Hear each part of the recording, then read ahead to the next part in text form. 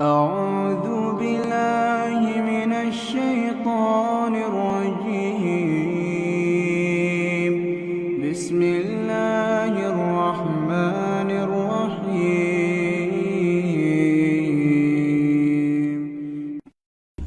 الحمد لله الذي أنزل على عبده الكتاب ولم يجعل له عوجا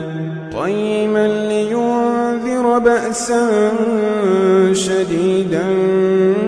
من لدنه ويبشر المؤمنين الذين يعملون الصالحات أن لهم أجرا حسنا ماكثين فيه أبدا وينذر الذين قالوا اتخذ الله ولدا ما لهم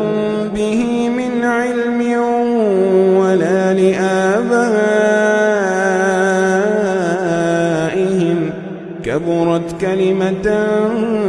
تخرج من أفواههم إن يقولون إلا كذبا فلعلك باخع نفسك على آثارهم إن لم يؤمنوا بهذا الحديث أسفا إنا جعلنا ما على الأرض زينة لها لنبلوهم أيهم أحسن عملا وإنا لجاعلون ما عليها صعيدا جرزا أم حسبت أن أصحاب الكهف والرقيم كانوا من آياتنا عجبا إذ أوى الفتية إلى الكهف فقالوا ربنا آتنا من لدنك رحمة